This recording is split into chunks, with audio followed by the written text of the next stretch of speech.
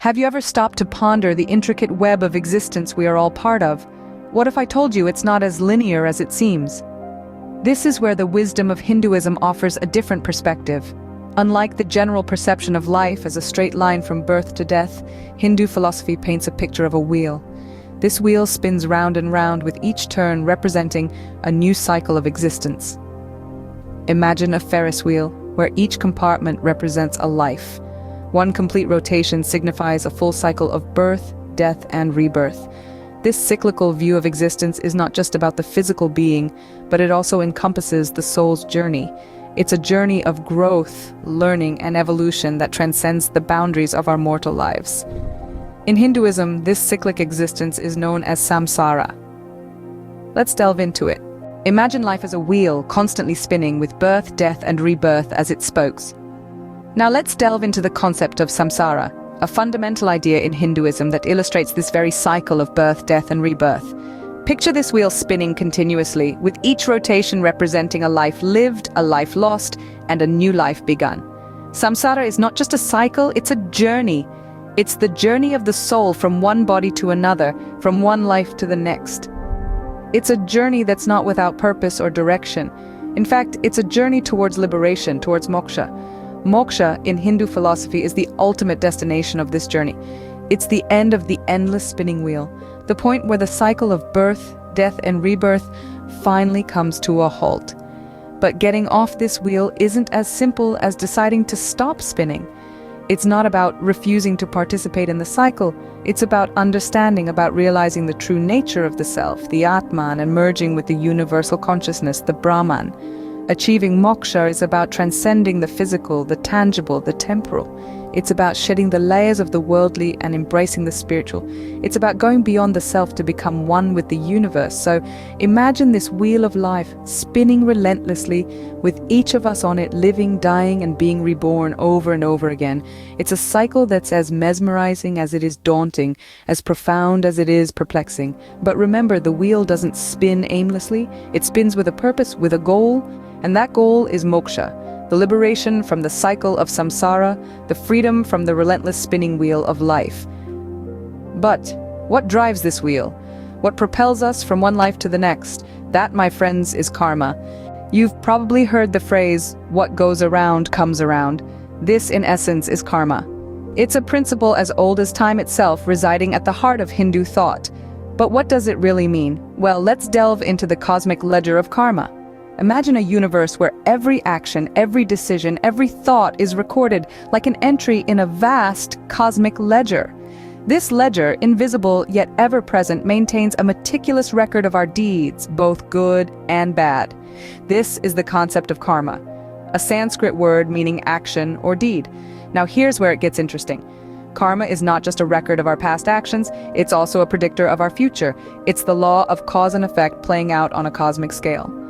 Every action we take, every decision we make has consequences. If we perform good deeds, we accumulate positive karma, which leads to positive outcomes in our lives. Similarly, negative actions result in negative karma, leading to suffering and setbacks. But karma doesn't stop at the boundaries of our current life. It transcends time and space, linking our past, present, and future lives. It's a continuous thread weaving through the tapestry of our existence, binding us to the cycle of birth, death, and rebirth known as samsara. So picture, if you will, a cosmic ledger that doesn't just keep score of our actions in this life, but also of our actions in previous lives.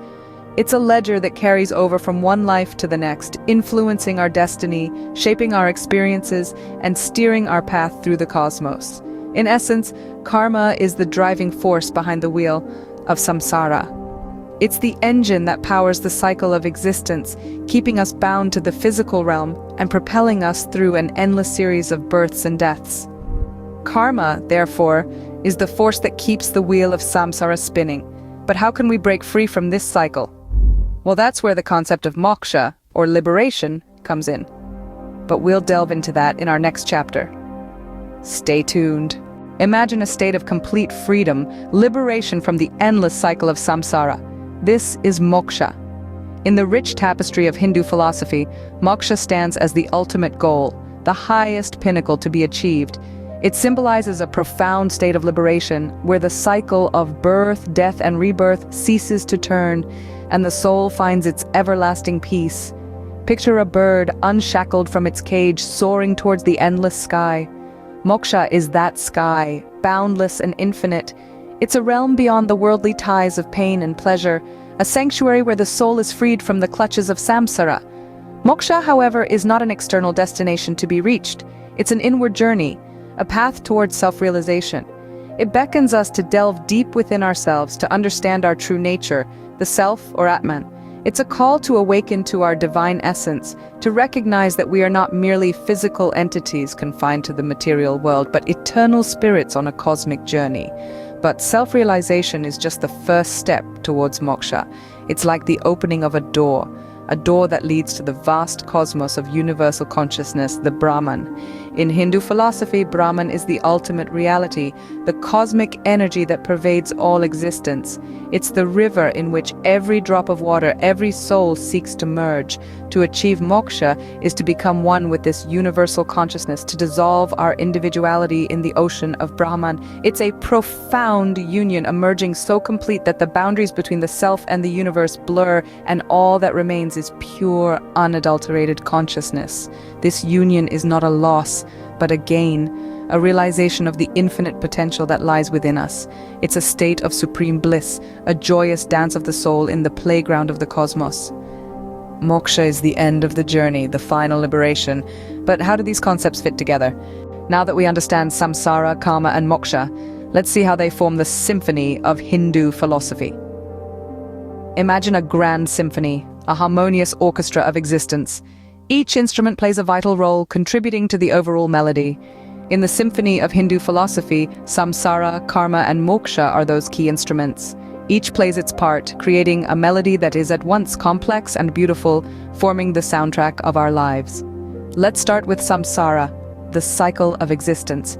Like the ceaseless rhythm of a drum, samsara provides the steady beat to our symphony. It's the cycle of birth, death, and rebirth that keeps time in our cosmic composition.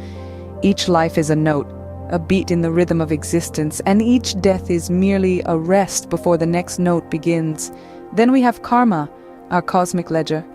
Karma is the melody of the symphony. It's the tune that weaves through our existence, shaped by our actions and decisions. Every good deed is a harmonious note, every negative action a discordant one. This melody of life is not precomposed. We write it with our actions. It's our free will, our choices that determine whether our melody is discordant or harmonious.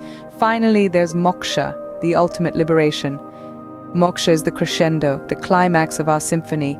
It's the moment when the individual notes of our existence merge into a single, resounding chord. It's the moment of self-realization, when we understand the true nature of ourself, the Atman, and merge with the universal consciousness, the Brahman. It's the moment when the melody of our life rises above the rhythm of samsara and harmonizes with the grand symphony of the cosmos. Together, samsara, karma, and moksha form the symphony of Hindu philosophy. They are interconnected, each influencing the other. The rhythm of samsara is shaped by the melody of karma, and the melody of karma guides us towards the crescendo of moksha. It's a symphony that provides a unique perspective on life and existence, one that emphasizes the importance of our actions and the pursuit of self-realization. In conclusion, the symphony of Hindu philosophy is a grand composition of existence, a melody that weaves through time and space, shaped by our actions and culminating in self-realization. It's a symphony that reminds us of the interconnectedness of all things, of the profound impact of our actions, and of the ultimate goal of liberation from the cycle of samsara. So, as we navigate through the symphony of our lives, let's remember to play our part well. Let's strive to make our melody harmonious, to rise above the rhythm of samsara, and to reach the crescendo of moksha. Remember, the symphony of existence is a melody unique to each one of us. How will you choose to orchestrate yours?